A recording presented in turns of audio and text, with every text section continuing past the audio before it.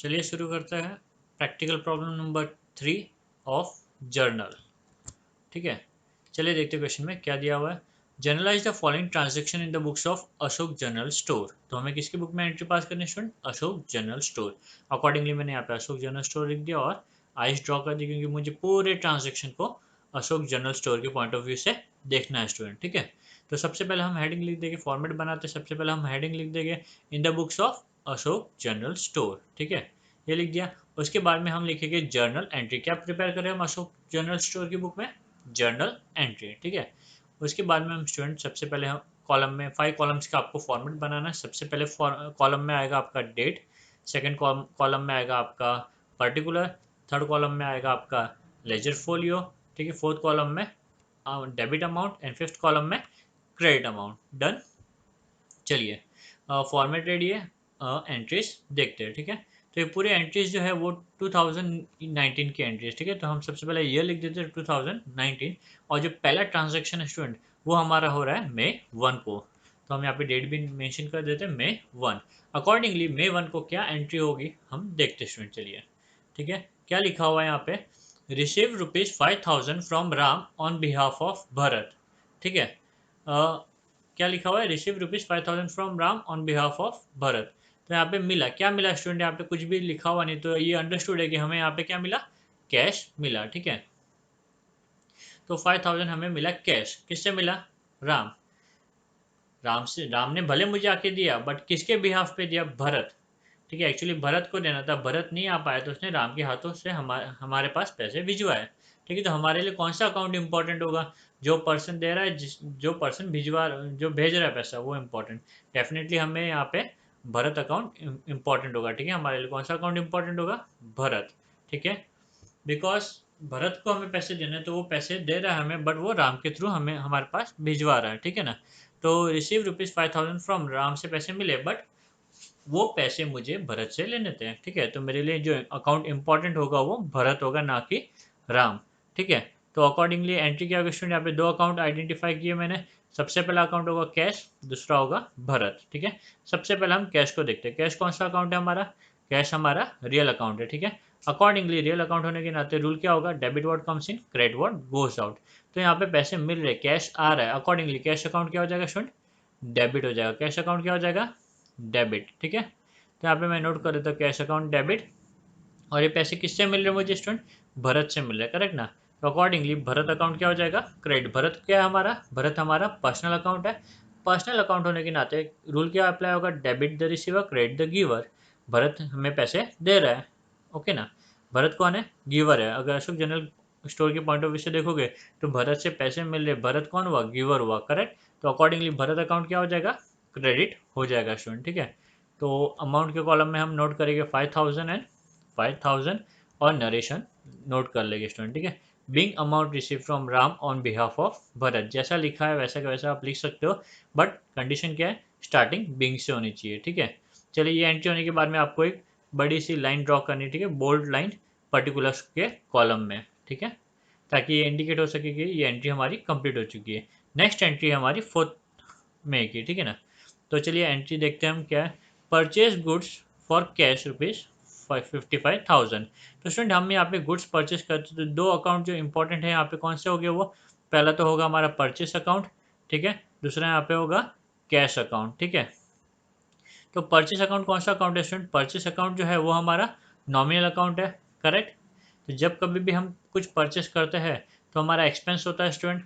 Okay, तो nominal account होने के नाते रूल क्या है? Debit all expenses and losses, credit all income and gain. Expense हो रहा है तो अकॉर्डिंगली परचेस अकाउंट क्या होगा? यहाँ पे परचेस अकाउंट डेबिट होगा। ठीक है, तो यहाँ पे मैं नोट कर लेता हूँ परचेस अकाउंट डेबिट। ठीक है, परचेस अकाउंट डेबिट। ओके, यहाँ पे कैश, कैश मेरा रियल अकाउंट है। Okay, debit what comes in, credit what goes out. जब हम परचेस करेंगे तो डेफिनेटली हमें पेमेंट करना होगा, कैश जाएगा हमारे पास से, अशोक जनरल स्टोर के पास से कैश जाएगा। तो कैश क्या हो रहा है? कैश जा रहा है बाहर, अकॉर्डिंगली कैश अकाउंट क्या होगा स्टूडेंट? कैश अकाउंट क्रेडिट होगा। ठीक है, तो purchase account debit to cash account. ठीक है, अमाउंट कितना आएगा? अमाउंट आएगा 55,000 और 55,000। नरेशन में हम लिखेंगे being goods purchase by cash. ठीक है, डन। चलिए थर्ड एंट्री देखते हैं। थर्ड एंट्री होगी मेरी 8th में की, क्या लिखा हुआ है, पेड सैलरी ₹8,000। तो यहाँ पे दो अकाउंट कौन सा इंपॉर्टेंट है स्टूडेंट, पेड क्या मतलब क्या पे किया, डेफिनेटली यहाँ पे कैश ही पे किया होगा, ठीक है। और दूसरा क्या, सैलरी, ठीक है। ये दो अकाउंट मेरे लिए इंपॉर्टेंट है, दो अकाउंट को मैंने यहाँ पे आइडेंटिफाई कर लिया, तो सैलरी अकाउंट और कैश अकाउंट, ठीक है। अकॉर्डिंगली कैश मेरा कौन सा अकाउंट है, रियल अकाउंट है, तो कैश रियल अकाउंट होने के नाते क्या हो जाएगा, जब मैं सैलरी पे करूंगा तो कैश जा रहा है, तो रियल अकाउंट होने के नाते debit what comes in, credit what goes out, cash जा रहा है, करेक्ट। तो फर्स्ट लाइन छोड़ देता हूँ डेबिट के लिए, सेकंड में आप लिख देता हूँ टू कैश, ठीक है। क्रेडिट व्हाट गोज आउट, ठीक है, कैश को क्रेडिट कर दिया। अब सैलरी, सैलरी कौन सा अकाउंट है मेरा, सैलरी मेरा नॉमिनल अकाउंट है, तो नॉमिनल अकाउंट होने के नाते सैलरी मैं जब पे करूंगा स्टूडेंट, ठीक है ना। मैं बिजनेसमैन हूँ, मैं ओनर हूँ, बहुत से बच्चों को प्रॉब्लम होता है, मैं बिजनेसमैन, मैं ओनर हूँ, तो ओनर होने के नाते मुझे सैलरी क्या करना पड़ेगा, पे करना पड़ेगा, तो सैलरी बिजनेस के लिए क्या हो जाएगा, एक्सपेंस हो जाएगा, ठीक है। अकॉर्डिंगली सैलरी एक्सपेंस होने के नाते नॉमिनल अकाउंट का रूल अप्लाई होगा, और debit all expenses and losses, credit all income and gain. Accordingly salary क्या हो जाएगा स्टूडेंट, सैलरी अकाउंट डेबिट हो जाएगा, सैलरी अकाउंट क्या हो जाएगा, सैलरी अकाउंट डेबिट हो जाएगा स्टूडेंट, तो salary account debit to cash. Amount कितना आएगा स्टूडेंट, अमाउंट दिया हुआ है हमें 8,000, तो 8,000 और 8,000 नोट कर लिया। नरेशन लिख देते हैं, नरेशन का स्टार्टिंग बिंग से होना चाहिए, बिंग सैलरी पेड, ठीक है। तो जैसे ही नरेशन लिखेगी वैसे आपको एक बोल्ड लाइन ड्रॉ करनी है पर्टिकुलर कॉलम में, डोंट फॉरगेट, ठीक है। चलिए देखते हैं नेक्स्ट एंट्री है, नेक्स्ट एंट्री है 12th मई की, क्या लिखा हुआ है, purchase goods from Ganesh ₹30,000 on credit, ठीक है। तो हम यहाँ पे गुड्स परचेज कर रहे हैं स्टूडेंट, ठीक है, गुड्स क्या कर रहे हैं, परचेज कर रहे हैं, तो ये क्या हो गया हमारे लिए एक्सपेंस, बिजनेस में जो भी गुड्स हम परचेज करते हैं वो एक्सपेंस होता है, और हम यहाँ पे क्या करें, क्रेडिट पे खरीद रहे हैं, क्योंकि यहाँ पे क्रेडिट ट्रांजेक्शन स्टूडेंट आगे वाला पर्सन हमारे लिए इंपॉर्टेंट होगा, वो अकाउंट इंपॉर्टेंट होगा, ठीक है। तो गणेश अकाउंट इंपॉर्टेंट है, तो अकॉर्डिंगली जो सेकंड अकाउंट होगा वो कौन सा होगा, सेकंड अकाउंट गणेश अकाउंट होगा, ठीक है। चलिए एक एक करके इफेक्ट देखते हैं। पहला है परचेस अकाउंट, परचेस अकाउंट हमारा नॉमिनल अकाउंट, रूल के हिसाब से debit all expenses, credit all income and gain, तो परचेस एक्सपेंस है तो अकॉर्डिंगली क्या हो जाएगा, वो डेबिट हो जाएगा स्टूडेंट, ठीक है। तो purchase account debit, okay. Next, next क्या है मेरा, गणेश, गणेश क्या है मेरा, गणेश मेरा पर्सनल अकाउंट है, debit the receiver credit the giver rule है इसका, ठीक है। तो जब मैं परचेस कर रहा हूँ, ठीक है, अशोक जनरल की स्टोर के पॉइंट ऑफ व्यू से देखना है, जब मैं परचेस कर रहा हूँ तो गणेश क्या कर रहा है, मुझे दे रहा है कि मुझसे ले रहा है कुछ, वो मुझे दे रहा है, ठीक है ना, गिवर है वो, तो accordingly debit the receiver credit the giver, तो गणेश क्या होना चाहिए, क्रेडिट हो जाना चाहिए स्टूडेंट, गणेश क्या हो जाना चाहिए, credit. Accordingly purchase account debit to Ganesh account हमारा एंट्री बनेगा, ठीक है। अमाउंट क्या आएगा स्टूडेंट, अमाउंट आएगा 30,000, 30,000, ठीक है। नरेशन में being good purchase from Ganesh on credit, being goods purchase from Ganesh on credit, ठीक है।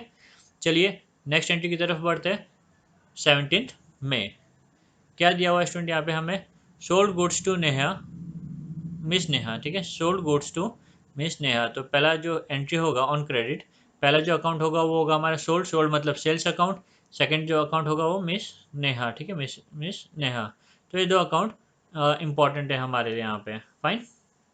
तो सेल्स अकाउंट और नेहा अकाउंट, सेल्स हमारा है नॉमिनल अकाउंट, ठीक है, नॉमिनल अकाउंट होने के नाते रूल क्या है, debit all expenses and losses, credit all income and gain, तो जब हम सेल करते हैं तो हमारा इनकम होता है स्टूडेंट, अकॉर्डिंगली सेल्स क्या होना चाहिए, क्रेडिट हो जाना चाहिए, तो यहाँ पे मैं सेल्स को क्रेडिट कर देता हूँ स्टूडेंट, ठीक है। यहाँ पे सेल्स अकाउंट मेरा क्या हो गया, सेल्स अकाउंट क्रेडिट हो गया, ओके।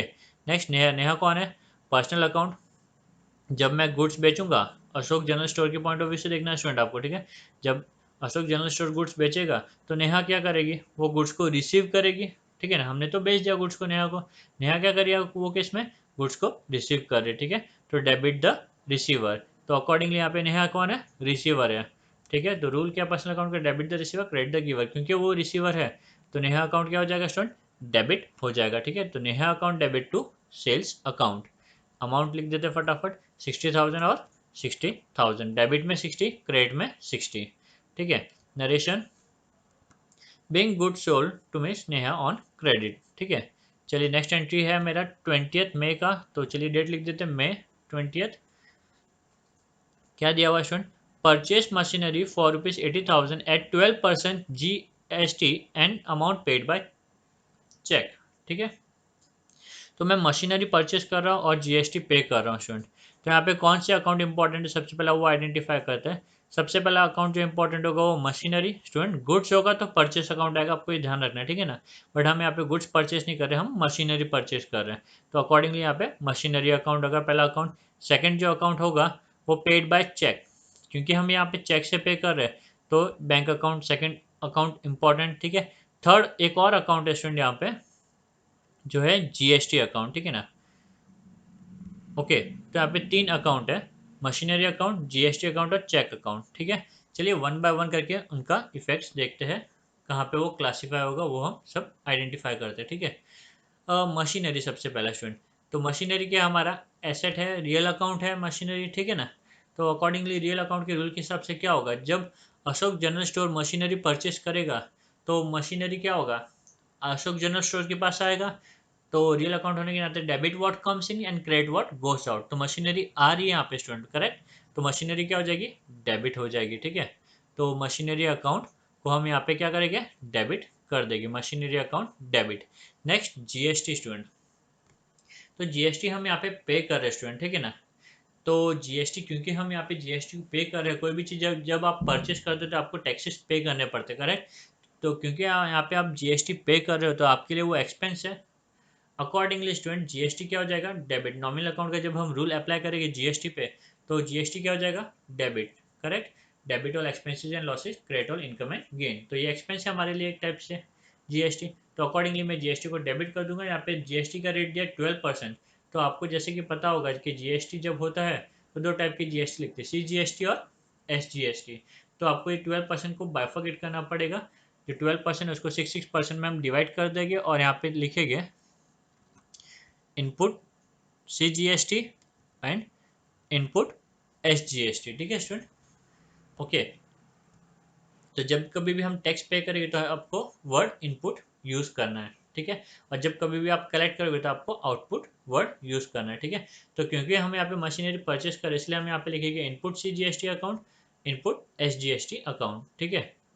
डिनोट कर देंगे और अकॉर्डिंगली हम अमाउंट नोट कर देंगे, ठीक है। मशीनरी का जो अमाउंट है यहाँ पे वो है 80,000, ठीक है। 80,000 के बाद में 6% इनपुट CGST। तो 80,000 का जब आप 6% कैलकुलेट करोगे स्टूडेंट तो आपको अमाउंट मिलेगा 4,800, ठीक है। और सेम अमाउंट आपको SGST के लिए भी मिलेगा। ये अमाउंट नोट कर दिया। नेक्स्ट, तो मशीनरी अकाउंट हो गया, जीएसटी अकाउंट हो गया। अब पेड बाय चेक। चेक मतलब स्टूडेंट क्या, बैंक, ठीक है। तो जब हम मशीनरी खरीद रहे हैं और चेक के थ्रू पेमेंट कर रहे हैं तो पेमेंट कौन करेगा, एक्चुअली पेमेंट मेरा बैंक अकाउंट करेगा, करेक्ट ना। अशोक जनरल स्टोर का बैंक अकाउंट वो पे करने वाला है। तो अशोक जनरल स्टोर का बैंक अकाउंट कौन सा अकाउंट है, वो पर्सनल अकाउंट। और पर्सनल अकाउंट का रूल क्या, debit the receiver credit the giver. तो पेमेंट क्योंकि बैंक करने वाला है तो बैंक गिवर है, इसलिए मैं यहाँ पे क्या करूँगा स्टूडेंट, बैंक को क्रेडिट कर दूंगा, तो टू बैंक। और जो टोटल अमाउंट है स्टूडेंट मशीनरी का और जीएसटी का, टोटल अमाउंट बैंक के थ्रू पेड हो जाएगा विच इज 89,600, करेक्ट।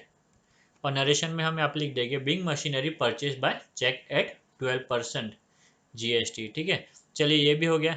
नेक्स्ट लिखा हुआ है paid to S G and son by cheque ₹30,000। तो एस जी एन सन को हम क्या कर रहे हैं स्टूडेंट, पेमेंट कर रहे हैं, बरोबर। तो ये पर्सन है एस जी एन सन, तो ये एक पर्सनल अकाउंट हो गया।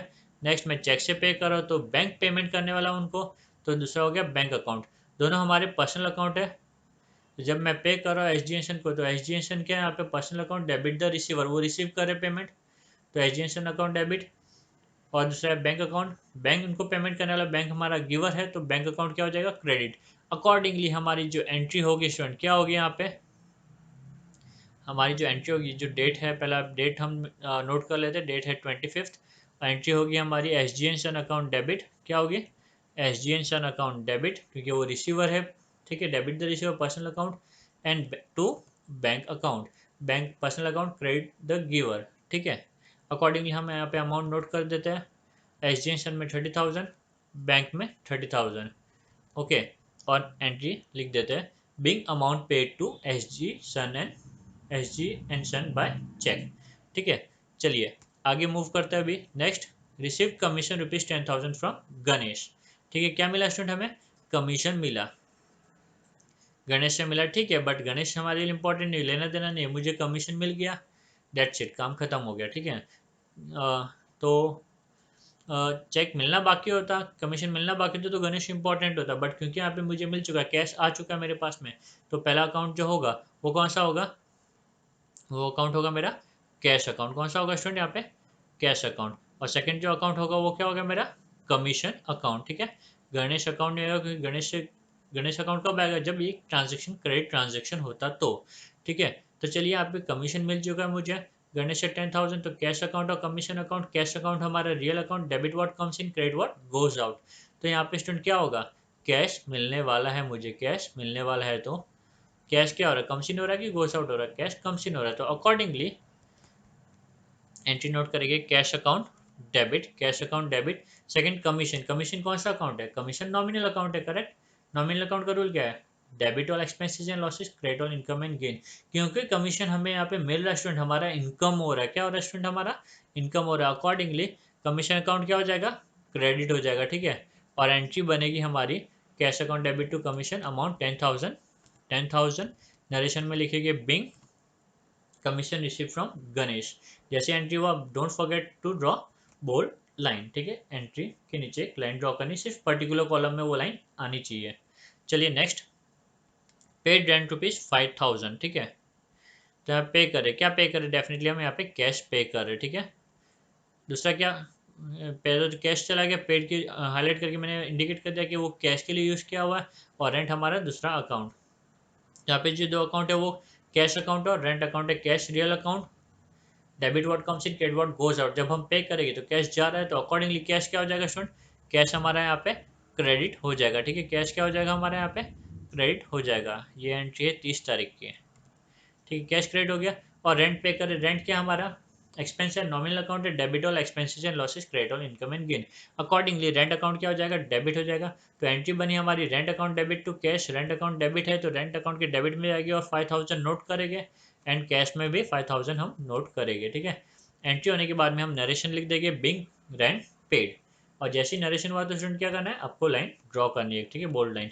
नेक्स्ट ट्रांजेक्शन है हमारा 31 मई का। ठीक है, चलिए देखते क्या लिखा हुआ है, purchase shares of Atul company limited for rupees 10,000 through demat account. ठीक है, अशोक जनरल स्टोर क्या कर रहा है स्टूडेंट, यहाँ पे अशोक जनरल स्टोर शेयर्स खरीद रहा है। ठीक है, तो शेयर्स खरीदना मतलब स्टूडेंट अशोक जनरल स्टोर कुछ पैसे इन्वेस्ट कर रहा है, क्या कर रहा है, इन्वेस्ट। तो जब कभी भी शेयर्स डिबेंचर ऐसा कुछ चीज़ परचेस कर रहे हैं हम लोग, ठीक है, फिक्स डिपॉजिट कर रहे हैं, शेयर्स खरीद रहे हैं, डिबेंचर्स खरीद रहे हैं, ठीक है ना, कहीं पे पैसे लगा रहे हैं स्टूडेंट हमें, तो उसको हम क्या बोलेंगे, इन्वेस्टमेंट बोलेंगे। क्या बोलेंगे, इन्वेस्टमेंट। ठीक है, तो यहाँ पे जो दो अकाउंट है वो इन्वेस्टमेंट अकाउंट है, और दूसरा कौन सा अकाउंट है, बैंक अकाउंट। ठीक है, तो कौन से दो अकाउंट है स्टूडेंट, इन्वेस्टमेंट अकाउंट और बैंक अकाउंट। जब हम शेयर परचेस करेंगे तो शेयर स्टूडेंट हमारे पास में आएंगे। ठीक है, हम शेयर्स खरीद रहे हैं तो शेयर्स हमारे पास आएंगे, रियल अकाउंट है शेयर्स, तो debit what comes in, debit what comes in. तो यहाँ पे जो दो अकाउंट होगा वो होगा shares of Atul company limited which we will called has investment, इसे हम इन्वेस्टमेंट कहेंगे। ठीक है ना, और सेकंड ये शेयर्स मैंने डीमेट अकाउंट के थ्रू परचेस किए, क्योंकि मैंने डीमेट अकाउंट के थ्रू परचेस किए स्टूडेंट, तो इसके लिए मैं यूज वर्ड करूंगा बैंक। ठीक है, demat account, RTGS, NEFT, debit card, credit card, net banking, ये सारे वर्ड के लिए हम बैंक अकाउंट यूज करने वाले। ठीक है, तो shares of Atul company limited ये पहला अकाउंट, दूसरा डीमेट अकाउंट। और shares of Atul company limited के लिए हम क्या वर्ड यूज करने वाले स्टूडेंट, इन्वेस्टमेंट यूज करने वाले वर्ड। ठीक है, तो शेयर्स रियल अकाउंट है, आ रहा है हमारे पास में, debit word comes in real account के रूल के हिसाब से, तो इन्वेस्टमेंट अकाउंट क्या हो जाएगा स्टूडेंट, इन्वेस्टमेंट अकाउंट डेबिट हो जाएगा, इन्वेस्टमेंट अकाउंट क्या हो जाएगा, डेबिट हो जाएगा। ठीक है, ये नोट कर लिया हमने। नेक्स्ट, डीमेट अकाउंट के थ्रू ओपन पे करें, मतलब बैंक के थ्रू पे कर रहे हैं, अकॉर्डिंगली बैंक क्या हो गया, गिवर हो गया। शेयर्स जब हम खरीद रहे हैं तो पेमेंट कौन कर रहा है, बैंक कर रहा है ना, करेक्ट। तो बैंक क्या हो गया, गिवर, तो अकॉर्डिंगली बैंक अकाउंट क्या हो जाएगा स्टूडेंट, क्रेडिट हो जाएगा। अमाउंट कॉलम में हम नोट कर देंगे 10,000 एंड 10,000। ओके, नरेशन में लिख देते हैं, being shares of Atul company limited purchase through demat account. Okay student, तो ये हमारा लास्ट ट्रांजेक्शन था। जैसे आपका एंट्री लिख के हो जाता है पूरा, फिर आपको टोटल करना है स्टूडेंट जर्नल का, और यहाँ पे हमारे जो टोटल है वो आ रहा है, जस्ट वेट, वो आ रहा है हमारा, ओके, कितना आ रहा है चलिए देखते हैं। टोटल हमारा आ रहा है आप यहाँ पे देख सकते हो 3,02,600 कितना आ रहा है, 3,02,600, 3,02,600। ओके डन स्टूडेंट, उम्मीद करता हूँ आपको ये वीडियो अच्छा लगा होगा।